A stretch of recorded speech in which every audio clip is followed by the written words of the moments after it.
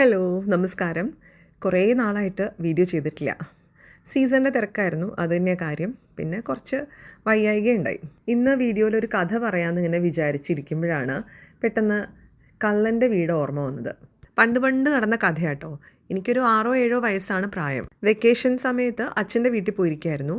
തറവാടിൻ്റെ പുറകിലാണ് ചെറിയച്ഛൻ വീട് വെച്ചിരിക്കുന്നത്. അവരുടെ മതിലിൻ്റെ അവിടെ നിന്ന് കിഴക്ക് ഭാഗത്തേക്ക് നോക്കുമ്പോൾ കുറച്ച് ദൂരെയായിട്ട് ഒരു ചെറിയ വീട് കണ്ടു കേട്ടോ. ഒരു കുഞ്ഞു വീട്, ഒറ്റമുറി വീട് എന്നൊക്കെ പറയാം, ഓടിട്ട വീട്. അപ്പം എന്നോട് ചെറിയമ്മയോ മറ്റാണ് പറയണത്, അതെ, ഒരു കള്ളൻ്റെ വീടാണ്. എൻ്റെ ബാല്യം മൊത്തത്തിൽ പകച്ചു പോയിട്ടുണ്ടായിരുന്നു ആദ്യം അത് കേട്ടപ്പോൾ. കള്ളൻ എന്ന് പറഞ്ഞാൽ എന്താ?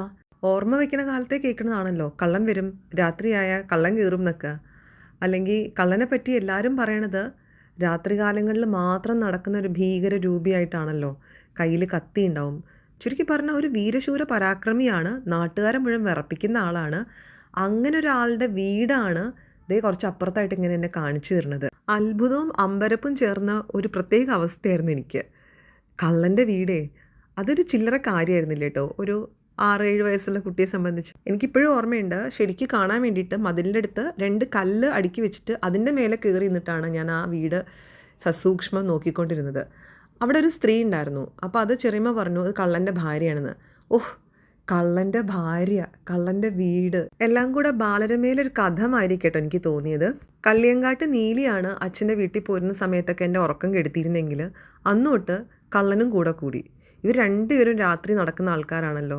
നീലി എനിക്ക് കാണാനേ താല്പര്യം ഉണ്ടായിരുന്നില്ല, അത്ര പേടിയാണ്. പക്ഷെ കള്ളനെ ഒന്ന് കണ്ടാൽ കൊള്ളാമെന്ന് ശരിക്കും ഉണ്ടായിരുന്നു.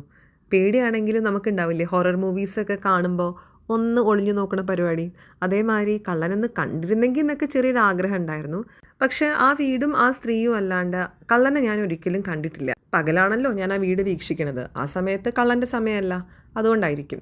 പക്ഷെ എന്നെ അത്ഭുതപ്പെടുത്തിയിരുന്ന വേറൊരു കാര്യമുണ്ട്. ആ കള്ളൻ്റെ വീടിൻ്റെ തൊട്ടടുത്ത് വലിയൊരു പണക്കാരൻ്റെ വീടുണ്ട്. ഗൾഫിൽ പോയിട്ട് ഒരുപാട് കാശൊക്കെ ഉണ്ടാക്കിയ. ഞാൻ എപ്പോഴും വിചാരിക്കാറുണ്ടായിരുന്നു, ആ വീട്ടുകാർ എങ്ങനെയായിരിക്കും സ്വസ്ഥമായിട്ട് കള്ളൻ്റെ തൊട്ടടുത്ത് ഇങ്ങനെ കഴിയുണ്ടാവുക. എന്തെങ്കിലും കള്ളൻ അവരുടെ വീട്ടിൽ കയറും എന്നുള്ള ഒരു ഒരു ഒരു പേടി അവർക്ക് എന്തായാലും ഉണ്ടാവില്ലേ. അതേമാതിരി തന്നെ കള്ളൻ ഇത്രയും വലിയൊരു പണക്കാരുടെ വീടുണ്ടായിട്ട് അവിടെ എങ്ങനെ കയറാണ്ടിരിക്കുക. ഒരു അവസരം കിട്ടിക്കഴിഞ്ഞാൽ അവിടെ കയറണം എന്ന് കള്ളന് വലിയ ആഗ്രഹം ഉണ്ടാവുമല്ലോ. ഇത് രണ്ടും അങ്ങോട്ടൊരു യോജിക്കായികയോ അല്ലെങ്കിൽ വല്ലാത്തൊരു യോജിപ്പോ എനിക്ക് തോന്നിയിരുന്നു കേട്ടോ. എന്താണെങ്കിലും അവസാനം കള്ളനെ പോലീസ് പിടിച്ചുകൊണ്ട് പോയി. കള്ളനെതിരെ സാക്ഷി പറഞ്ഞത് എൻ്റെ അച്ഛനായിരുന്നു. പോണതിന് മുമ്പ് അച്ഛൻ അയാൾ ഭീഷണിപ്പെടുത്തിയിരുന്നത്രേ, ഞാൻ തിരിച്ചു വന്നിട്ടുണ്ടെങ്കിൽ വെച്ചേക്കില്ല എന്നൊക്കെ പറഞ്ഞിട്ട്. അച്ഛൻ ഭയങ്കര ധീരനായതുകൊണ്ട് ഇതൊന്നും വലിയ കാര്യമാക്കിയില്ല എന്നുള്ളതാണ് കഥ. ഇത്രയാണ് എൻ്റെ കുട്ടിക്കാലത്തെ കള്ളൻ്റെ കഥ.